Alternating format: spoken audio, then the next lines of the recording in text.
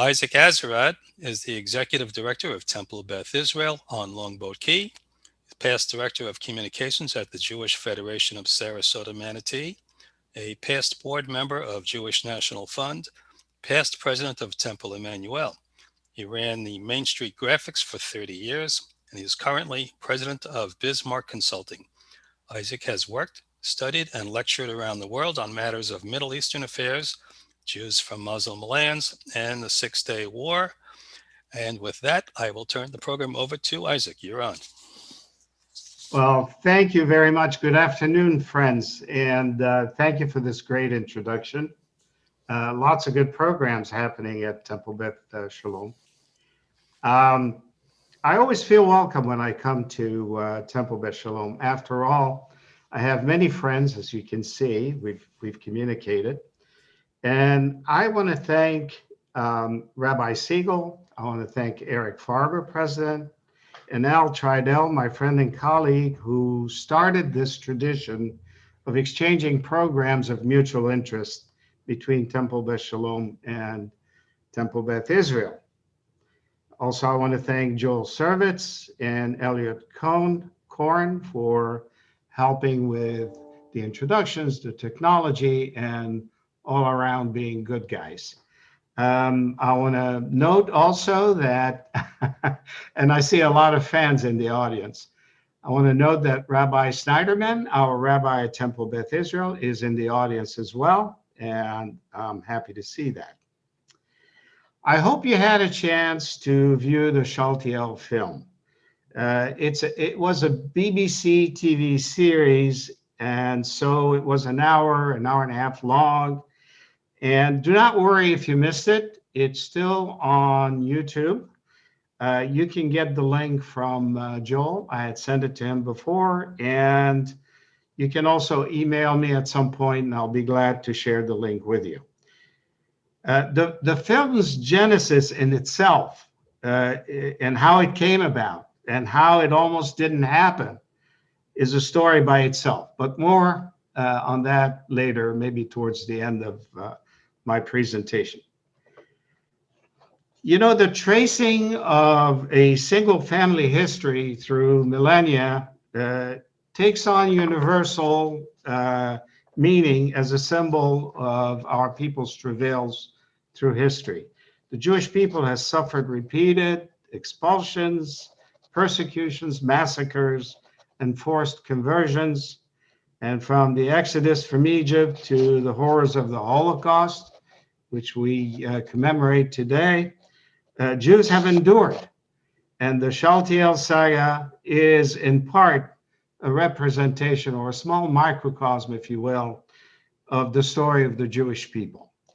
You may ask, what was my personal interest in the Shaltiel name and how I got involved in the family history and why? It started in early childhood. And if you bear with me, I'm going to go through some anecdotes of my early life to show you how I build up the interest to get to continue my search for the Shaltiel experience. So it started in early childhood with my paternal grandmother, Oro Shaltiel, Azerad, and Grandma Coca. That's what we called her. She was an epic figure in my life. She was bigger than life.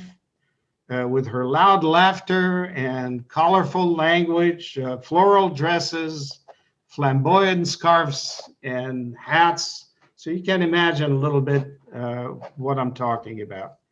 She spoke in rich stories, full of parables and proverbs, sometimes uttered in an unfamiliar Ladino dialect. Our food had Spanish names. Grandma's lullabies were incomprehensible at times.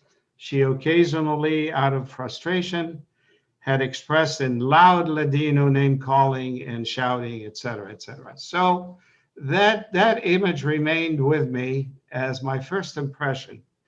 So I began to understand that we, the Azerads, were different than the Mizrahi Jews that lived around us in Egypt.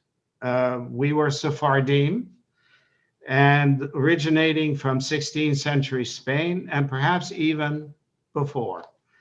That distinction began to intrigue me and continues to do so until today. During my 16th year, I just turned 16, the situation in Egypt became untenable for Jews, and soon there was a mass exodus. And this will result in basically the ethnic cleansing of close to 1 million Jews from Arab and Muslim lands. But that's a story for another time. We can get together on that again, and I'll tell you the story of all the Jews from Arab lands at some point. So before we set out to Europe, my father decided that I should speak to his beloved uncle, Aaron Saltiel, a widower and a perfumer. He was the creator of Arlette. Arlette was an eau de cologne named after his late wife. And Arlette's cologne recipe was a family secret. There was a lot of intrigue. There was suspicion of alchemy and special scents and perfumes, etc. And Uncle Aaron wanted to trust his legacy with the younger generation, and he had selected me to learn how to make the perfume. I still have the recipe written by hand in one of my books, and one of these days, maybe I'll reconstruct it. So again, I was intrigued by all the secrecy and certainly by his kindness. So again, the Saltiel name became important to me. I also remember Uncle Aaron at Havdalah time in the Grand Synagogue of Cairo, spraying the audience with Arlette cologne as a pretext for a loose interpretation of fulfilling the blessing of Boré Mineh Besamim, the blessing on the spices. So Uncle Aaron will tell me about his aunt, his grandmother, my grandmother in Salonika, who was a formidable woman, apparently. Legend has it that after a home invasion, she grabbed the perpetrator and threw him out of the second-story window. Whether fact or fiction, these memories anchored in me the desire to learn about my origins and the family.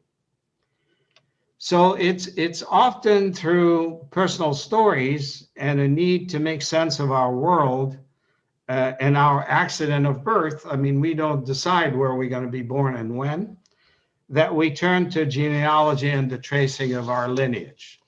As one gets older and looks at their family legacy, the need to follow the thread going as far back as possible is unmistakable. I have a yearning to find out where my roots began and how we traveled through time to get what we are today. This then takes me to the next Shaltiel, who through his rigorous research and networking skills slowly introduced me to our family saga. It was in 1964 that I met Moshe Shaltiel, and you'll see many references to him in the movie, and also some pictures of him at certain museums and whatnot. So I met him in Israel in 64, and Moshe is my second cousin, and his father, Daniel, was my father's first cousin. Uncle Daniel was a pioneer. He had emigrated before the establishment of the State of Israel and created the trucking network for the distribution of petroleum within the country. And that was a vital function that earned him prestige and also a little fortune. So I connected with Moshe a decade later in the US. He was living in Chicago at the time. And he was immersed in deep in research and was telling me about a possible movie that was coming out. And he was unveiling the intrigue behind the newly discovered rediscovered Haggadah, which I'll share with you a little later. And this has culminated in tracing the family back and gathering the names of about 3,000 of us. And a lot of reunions ensued, but the first reunion was uh, aptly so in Salonika. So if I can share the screen, I'd like to begin my presentation. Okay, so this is our presentation today. It's presented at Temple Beth Shalom on the 27th. And I thank you again for hosting me. And I'd like to start with what's the name? Where did it come from? So Shaltiel is the form of the original Hebrew meaning asked of God. The spelling has taken a large number of variations. Saltiel, Shaltiel, Shaltiel, Saltiel, Satol, Salteli, Shartiel, etc. And again, please watch the movie if you can, if you haven't done so already. It covers so many historical aspects surrounding the name itself. I could never do justice to the story in such short period of time, but for the interest of time, let me just summarize that the majority of the family remains Jewish, but we embrace individuals of all races, color, religion, creed, and national origin. Um, you can imagine that after 2,000 years, a lot of the Shaltiels have moved on to different religions, different creeds, et cetera, et cetera. So as I said before, the Shaltiel family numbers approximately 3,000 people within 700 plus households and residing in 30 nations. And we're still finding more. Every day I receive an actual email or connection or gazette telling me about more Shaltiels. And tonight I discovered another Shaltiel among the audience tonight. So that's an interesting addition that I'd like to consider in my future lectures.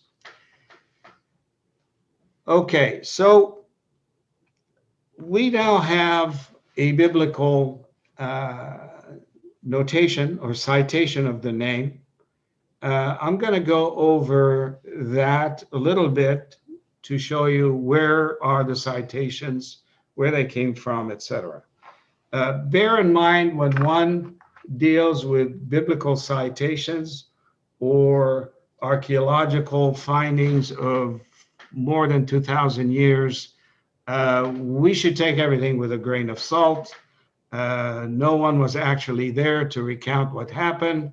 I am just recounting everything I know about where the name came from. Okay. So only one person in the Bible bears the name, although the King James translation into English offers divergent transliterations from the Hebrew and from the Greek forms. However, this is the name of the first or second son. Again, we're not sure if it's the first or the second son of King Jehoiakim. I hope I'm pronouncing this correctly. Jehoiakim of Judea, a descendant of David. Jehoiakim was exiled from Judea in 597 BCE, according to Ezra, Nehemiah, Haggai, and Chronicles 1. So there are references in the Bible. He then appears with 5 sons on Babylonian ration tablets in the year 592 BCE, before the Common Era. A supporting reference occurs in the Apocrypha. No more is written about Shaltiel, who lived his life in Babylonian exile. His son, Zerubbabel, was appointed to govern Judea by Emperor Cyrus II of Persia in 536 BCE. when the Jews were permitted to return from exile. So this is how far we go back to citations about the name. Let's see. All right. The biblical reappearance of the name.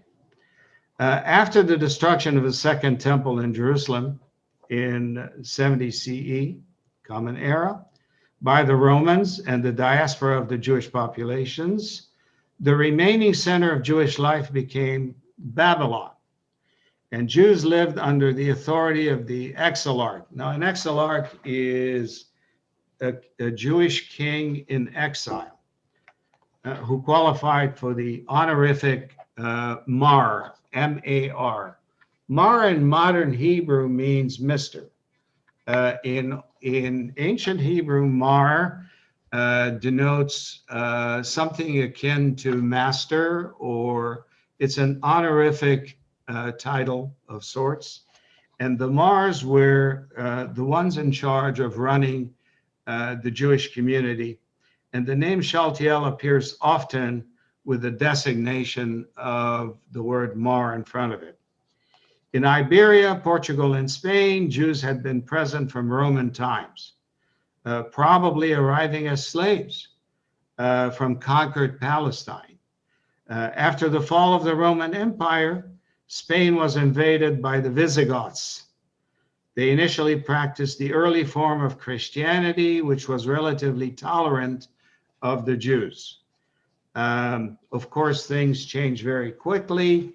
In the year 586, when the king converted to Catholicism and decreed that the Jews should convert or abandon their property and leave, many converted to emerge later with their Judaism at the more tolerant rule of the conquerors in 712. The conquerors, if you remember, Cordoba came under siege from the Islamic forces.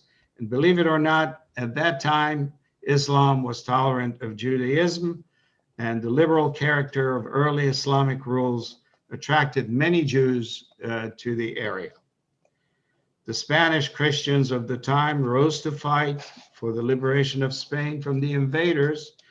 Their desire for a reconquista. Reconquista was the effort to basically ward off all the Islam attackers and reconquer Spain for the Spaniards. That came with increased distrust of the Jews as well. And wouldn't you know, the Jews are always caught in between. And in 1391, and that's depicted also in the movie as a representation of the many, many pogroms and attacks against the Jews. In 1391, there were massacres and forcible conversions throughout Christian Spain. So we're going to stop here with the narrative and just follow the slides if you don't mind. And the slides, if you're interested in history, they have a chronology that will take us from the early days of 600 years before the Common Era to modern times. You can appreciate that it would be extremely difficult to cover a lot of details when it comes to this chronology. However, some of them are worth mentioning. So like we said before, 1786 BCE, Jews exiled in Babylonian Empire. If you see the map and you can see Babylon, and the Shaltiel is the first to be born in exile of the royal family of Judea, the house of David. And that's how we claim descendants from the house of David. His son, and some say it's his nephew, not his son. Some say it's his first son. Some say it's his second son. The sources are a little vague on this. His son Zerubbabel supervises the rebuilding of the Second Temple in Jerusalem. That I think historically is not correct. And the reason is that we do have references in the Bible of the people that were involved in rebuilding the temple. And guess what? Shaltiel was not named there. So, however, exilarchs led the Jewish community in Babylon, original location shown. You can see it on the map there. Their qualifications for office established by descent from the house of David. Yeshivot, if you will, religious academies, founded at Sura in 219 and Pumbedita in 259. You can see the approximate location. And in 300, the Babylonian Talmud codified rules for Jews of diaspora. I'm going to also show you a Haggadah a little later, in which many piyutim that were new at the time were published for the first time. So I'll get to that after we finish the slide presentation. So after 641, Babylonia under Islam, Umayyad, and then Abbasid dynasty, self-governing character of Jewish community gradually eroded, gone, disappeared. There's no independent government for the Jews. They are just absorbed in the masses, and you can imagine that this was a time of decreased tolerance and a lot of problems for the Jews. So, in the year 1058, the exilarch Hezekiah, 47th of his line in Babylonia, executed in Baghdad. His two sons, Isaac and David, seek protection of distant cousins Joseph Hanagid, vizier of Granada. So again, they found their way to Aragon, I believe, at this time, and then Joseph Hanagid assassinated. Isaac and David flee Granada for Christian Aragon. So no matter what we do, we end up as a group in a place we're not always very welcome until modern day, and let's hope that never happens again in history. After 800, Aragon formed that of Jaca, Christian citadel in the Pyrenees, in the border with France, which succeeded in resisting Muslim invasions.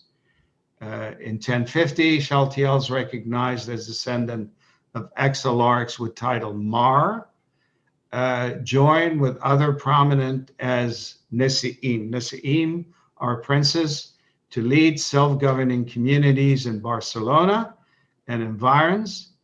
The Aristotelian principle at that time, current under Islam, which was sort of accepting of independence of other thoughts and religions. I wish it would have persisted until today, but it hasn't. And then in August of 1097, Monzon de Campos, death of Shmuel ben Shaltiel, recorded on earliest Jewish tombstones found in Spain. So that is an actual find. That tombstone was discovered, and it establishes again the validity of the presence of the Jewish presence, and specifically the Shaltiel recorded presence in Spain. After 1200, Aragon expands into southern France and northern Spain, embracing the province now known as Catalonia. In 1300, position of family weakens as community turns to mysticism, following removal of self-governing privileges as Islamic threat of Aragon recedes.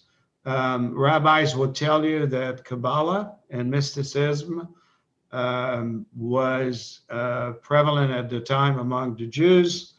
Um, it was a diversion kind of approach towards Judaism that some people liked and some people didn't like.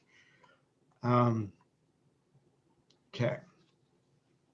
In 1391, a former leader of Barcelona Al Jama, Jewish Council, Gracian Saltiel, and you'll see that name, Gracian, very strongly associated with Saltiel, submits to baptism by Archbishop Anglisola, whose name he takes.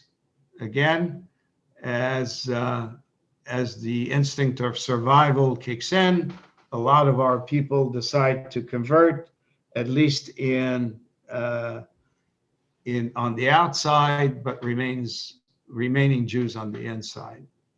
A lot of Marranos are derived from that particular era. If you remember, we said that in 1391 there was a very strong massacre of Jews.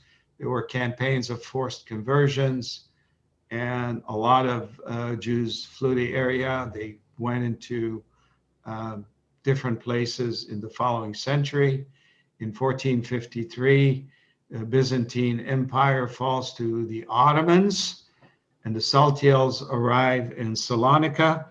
And this is the source, actually, of my branch of the family from Salonika through the Ottoman Empire. If you remember, the Ottoman Empire encompassed the Balkan area and all the Arab lands on to Turkey, Egypt, etc. Although Turkey is not necessarily an Arab land, but it was encompassed by the Ottoman Empire, which allowed the Jews to really move around, just like in the United States. If you're American, you have an American passport, you can move in any state in the country, right? The same thing with the Ottoman Empire at the time was considered one entity. And a lot of us Jews and some of the Saltelis moved to Salonika, moved to Constantinople, to Crete, and moved to, on the other hand, moved through Italy to Europe and eventually to Amsterdam with a very, very large conglomeration of Saltiels has existed. Um, so in 1570, the family founds the foundation of the synagogue in Salonika. It's called Figo Loco. That means a crazy fig. And we don't quite know why it's called that, except for it seems to be a derisive term, and it's probably coined by a competing synagogue of the time. As you know, throughout our history, Jews have selected the synagogue they will never go to, as well as the synagogue they would love to be seen at. And it looks like Figo Loco perhaps was, an adversary synagogue to one of the major synagogue actually in Salonika. 1500s, the Saltielis appear in Venice, and then with Graziani throughout Italy. Another branch of my family also comes from Italy. And in 1550, Don Shaltiel Gracian erects the coat of arms over synagogue doors in Candia. Now it's in Crete and it's called Heraklion. Took a picture on the right-hand side of your screen to show our coat of arms. It is a complete coat of arms with a crown, and it's supposed to be the coat of arms of the Shaltiels until today. Okay, it says Degel Machane, which is coat of arms, and it's Don Shaltiel. So again, it's another proof of our presence in Crete, in the Ottoman Empire, and it's good to know that our descendant has been throughout the years, with some gaps, documented through history through either a particular tombstone or a synagogue or an honorific title, etc. You know, today is Holocaust Victim Memorial Day, actually. And you know, prior to delving into the history of the Shaltiels or history of my family, I was not aware of any family members who succumbed to the horrors of the Holocaust in World War II. You know, my immediate family was sheltered in the relative safety of Egypt. The closest threat came 2 years before my birth, uh, when there was a decisive defeat in El Alamein, defeat of the Germans and the Italians in 1942. So some 260 kilometers from Cairo. But I was very saddened to know, as I delved more into the family, that we had actually lost a substantial member of our uh, our extended family. Many French Saltiels survived in hiding and in POW camps. 51 of the 54 French records show Thessalonica or Saloniki or Salonika as the place of birth. 4 of the 6 Italian records show a place of birth in Greece. The small number of German deaths reflects precautionary immigration during the 30s. We don't know why our German Shaltiels were smart enough to leave, most of them to Israel, and some of them became very famous, actually. David Shaltiel, who moved to Israel, became commander in chief of the forces in Jerusalem for the liberation of Jerusalem. He fought until he wanted to continue to fight until his demise, when he got a call from Ben Gurion through emissaries to cease and desist and leave Jerusalem. He had been a pioneer for years, and he thought it was really a shameful mark on his background. He's a controversial figure. He is considered a hero for the liberation of the Liberation War and the Independence War of Israel. His tomb is actually situated uh, in Jerusalem, and he's recognized as a hero today. But that's just a little example of some of the German Jews. A lot of the German Jews ended up actually in the United States. There are all kinds of colorful stories about the Shaltiels in the United States. One of them is depicted in the movie. Um it's a gentleman who came to the United States and decided to get in touch with HIAS, the Jewish Immigration Association, and decided to bring in um, a bunch of uh, Russian Jews, immigrants, for supposedly for agricultural purposes in a little town called Cotopaxi in Colorado. And his idea was to provide land. He will also create a store for them to purchase from, et cetera. It's a very colorful background, big story, long story. It's in the movie. If you get a chance, watch it. Again, just an aside, I was talking to our cousin in London, Miles Shaltiel. You'll see him in the movie as well. And Miles tells me that he put up a $25,000 reward for anyone who could prove that our ancestor from Cotopaxi was actually innocent in trying to divert monies from the government or from Jewish agencies. So it's still open. If you want to do some research, maybe you can get 25 grand. I don't know. Let's see now. So the adult Jews from the Dutch family survived only in single figures. If you take a look at that map, you'll see 162 members of our Netherlands family have perished in the Holocaust.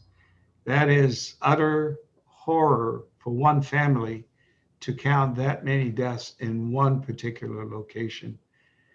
Just as bad is any loss of life, but the second is Greece with 63 deaths, and then France with 54, et cetera, et cetera.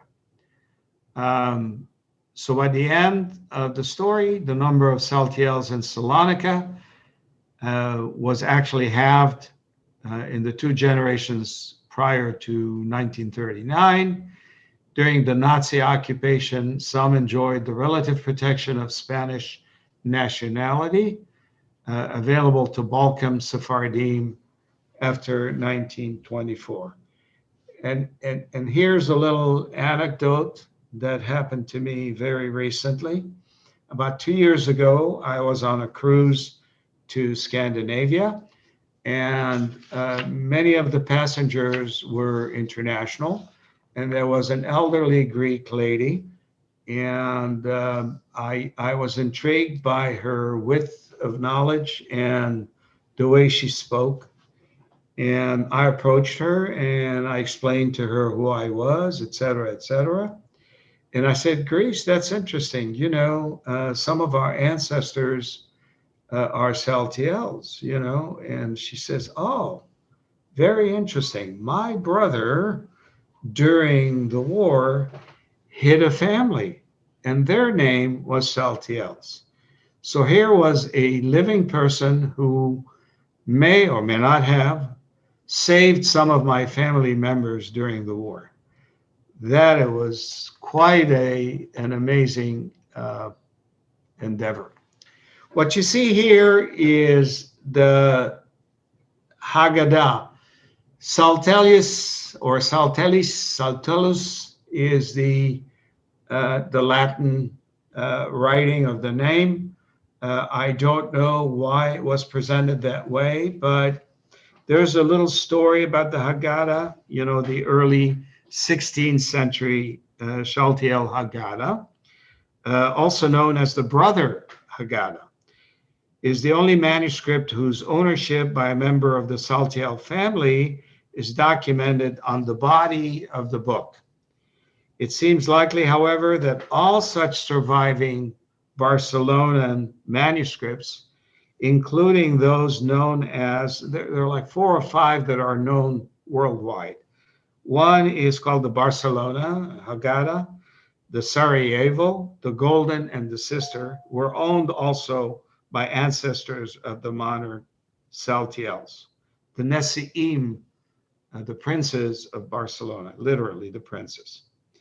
So the illuminated manuscript is really exquisite in its design. Lettering, application of colors, and in 2002, we were granted the permission by the British Library to create a limited number of reproductions, about 200 of them. We actually did the reproduction, and I don't know if you can see me, but I have an actual facsimile of the Haggadah over here. That's a reproduction, one of 200. The inside is just magnificent. Those are parchments that were bound together very much like a Torah, and yet it recounts the entire story of our exodus from Egypt. I think this is now a family heirloom. It's no longer in print. I'm sorry. But if you ask me nicely, one of these days I can show it to you. Okay, I promised you to tell a little story about the movie itself. Okay, so the film, shortly after she came to the first international reunion of the family in Amsterdam, Diana Sommer uh, of the Museum of the Diaspora was asked by the Israeli Broadcasting Company, or authority actually, it's called the Israel Broadcasting Authority, for half a dozen family names in the diaspora whose story would illustrate the story of the Jews for the 50th anniversary of the State of Israel. So we're looking at 20 some years from now, past. Diana suggested that one of the family stories might come from the Shaltiels. The project was dropped, and the movie practically never happened. And it was passed on to Ilan Ziv. Ilan Ziv is an independent filmmaker in New York of, of Israeli descent, obviously. And he felt there was a film in the Shaltiel alone. And he brought it to the BBC to lead the project, and also involved a lot of different Canadian broadcasting, Dutch and Israeli broadcasting companies. Uh, the film, to be commercially viable in 1999, kind of oversimplifies, the intricacies of the rich history of the Jews, including the Shaltiels. But I think it does a good job to familiarize the audience with the richness of the Shaltiel heritage itself, and the effort is to be commended. And you have been a very quiet audience. I love that mute button. So I want to thank you, and I would answer any questions you may have. Right, And so Isaac, I'm going to ask you to stop the share, if you would please, so we can. There we go. And everyone, please remain muted while I see if there are. Oh, good. I see the link to the movie. Excellent. Excellent. Thank you, Julie. Um, and let me see. I don't see any written questions, so I'm going to change my view back to gallery view so I can see all of you. And if there's anyone with a question, I see Sue Spector. I believe you have your hand up. Please unmute yourself. she's just fiddling with the computer. Okay. Anyone with a question, please raise your hand and I'll call on you individually. All right. Sue Prahovsky, unmute yourself, please. I'm curious to know when you left Egypt. We had a Rebbitzin, blessed memory, who left Egypt, I think in 54 or 56. She got a scholarship to come to school here and eventually became a citizen and brought the rest of her family. And I'm just wondering, um, they're trying to think, I think their name was Mizrahi. I'm Yeah. not sure. Yeah. So Mizrahi is a very common name for Jews of Egypt. Not surprised. And the trajectory is very similar. I left in 1962. Most of the Jews from Egypt have run a similar path. Of course, you can go to Israel directly. So you had to go to Europe first. Many of us ended up in Italy or France. We ended up in France. And from France, we ended up in Israel. Israel was a place that we wanted to basically immigrate to initially. So after a year and a half in France, we ended up in Israel.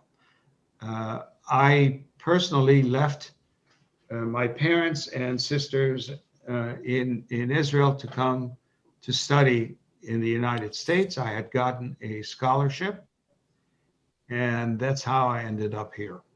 Uh, so the story is very similar. If you ask any Jew from Egypt, they will tell you they had a similar trajectory in life, especially my generation.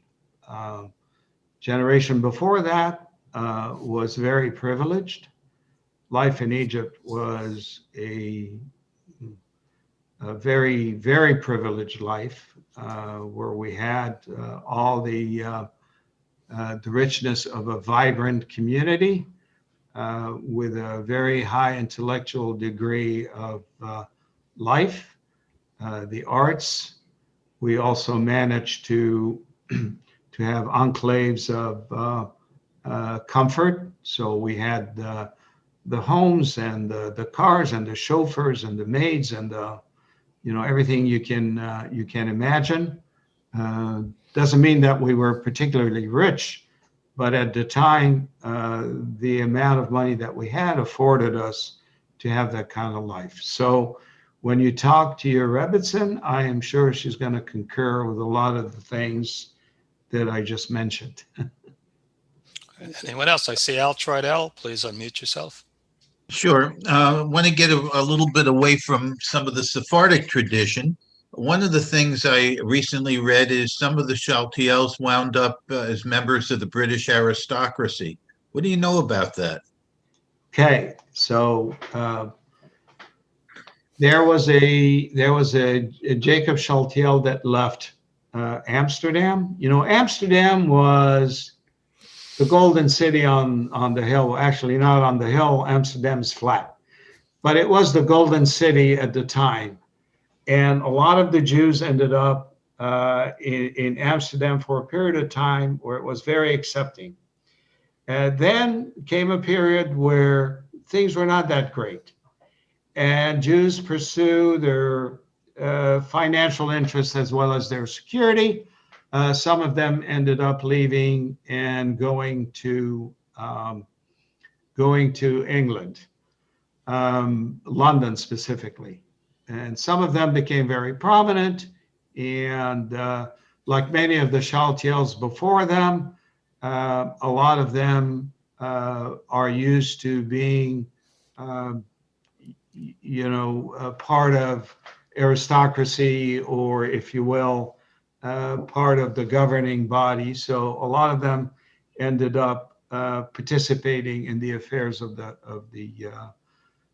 world. And Shaltiels actually are Sephardic in origin, but through intermarriage, I just had my DNA, my what do you call it? I think it's called genealogy, or I forgot the name of the company. Ancestry? No, it's the other one. 23andMe? 23andMe, I think, yeah. And they discovered that 18% Ashkenazi. So I'm sort of an imposter addressing you today about Sephardic, or at least I'm 18% an imposter. So um, Jews intermarry among Jews, and this is what happens. But it's a great question. It's a great question. Do I see any other hands in the audience? I do have a lot of blank panels, so if you've got your hand up and I'm not seeing, whoops, Julie, go ahead. You have to unmute yourself, which may be difficult since it looks like you're in the car. No? I just want to say 18% is a good number, Isaac. It is. It is. I'll take it. All right, I have a lot of blank panels, so if you've got your hand up and I'm not Julie. calling on you, it's because I don't see you. So, Julie. Julie, back to Julie. Go ahead. Okay. So I happened upon this by accident yesterday. I watched the movie. I am a Saltiel, and I wondered if you were Isaac, which you are. But my name was spelled Saltiel from Salonika. my great Another grandfather. Landsman, you know? Okay, all right. My great grandfather mother was a Saltiel, and my aunt who passed away last year at 98 went to. Have any of you been to any of the reunions that they've held? So The, there were many reunions. You know, the first one was in Salonika, and then we had one in Amsterdam, then we had one in she was Madrid, in Barcelona. She went to Barcelona. and then the 2008. Barcelona one. Yeah, That's and the one. we actually wanted to petition the prince or the king of Spain. You know, they still have a king, to come and address the audience, but I think we didn't get an answer on that one. It's kind of like if you write a letter to DeSantis, you don't get an answer. That happened to us the other day. Yeah. So anyway, yeah, like I said, you know, with a family that's 3,000 strong, you are bound to have all kinds of intrigues and stories. And, you know, I think the distinction between, let's say, our family and maybe the Benvenisti family, which is as prominent as the Shaltiels, is that we had along the way, we had markers, whether they, you know, in terms of tombs or synagogues or coat of arms or Haggadahs, or, you know, there was always a marker along the way to say, well, this is probably the trajectory of what happened. And like I said, when we interpret history, specifically going back that far, one never knows what's true and what's not true. I'm going to give you a little example. 1,000 years from now, someone is going to look at the records of our present era and is going to look at our political system, our climatic system, at our history and beliefs and whatnot. It's going to say they could fall on one side or the other. You know, yes, there's global warming. No, there is no global warming. Yes, science has the answer. Science doesn't have the answers. Yes, Republican. No, Democrats. You know, it's always been a mystery to me who decides at the end of the day to write history in such a fashion that it becomes acceptable, it becomes the conventional way of looking at it. I know it is said that history is written by the Congress, right? Or, you know, this is one way to look at it. But the fact that we have, like I said, markers along the way tells us that it's probably close to what happened. Again, I Anyway, want to thank everyone for coming in. Actually, I'm gratified by the number of people who joined us. So thank you very much. yes, thank you. And I understand we'll have a recording of this session if someone wants to either uh, share it with a friend or whatnot. So Yeah. again, thank you very much. Al, you owe me a lecture. Yeah. And Joel. I'm waiting for a date. Joel, thank you very much. And Elliot, thank you. Thank you to your rabbi and your president and the wonderful people of Temple Beth Shalom. I know I speak for everyone when I tell you, Isaac, that we enjoyed this presentation tremendously. We knew it was going to be good, and it was. So thank you, sir. Thank you.